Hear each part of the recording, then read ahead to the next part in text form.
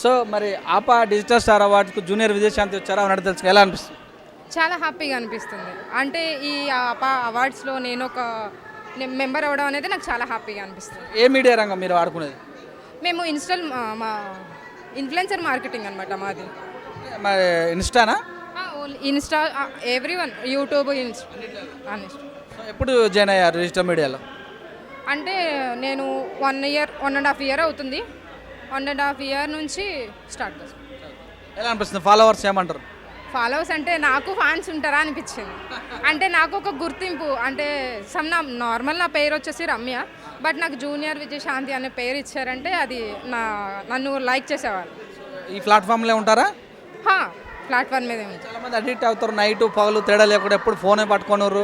కొంతమంది లైకులు కామెంట్ రాకపోతే నిరుత్సాహం పడుతున్నారు, అలాంటిది ఏమైనా ఉంటుందా? లేదండి, లైక్స్ వచ్చినా హ్యాపీగా ఫీల్ అవుతారు, కామెంట్స్ వచ్చినా బ్యాడ్ కామెంట్స్ పెట్టేవాళ్ళు, అది వాళ్ళ వృత్తి కాబట్టి బ్యాడ్ కామెంట్స్ పెడుతూనే ఉంటారు. అట్లా ఎంకరేజ్ చేసే వాళ్ళు ఉంటారు కాబట్టి ఎంకరేజ్ అవుతూనే ఉంటారు. ఇలాంటి అవార్డ్స్ రావడం స్ఫూర్తినిచ్చినట్టేనా? చాలా ఎంకరేజబుల్ అందరికీ. నెంబర్ చెప్పు.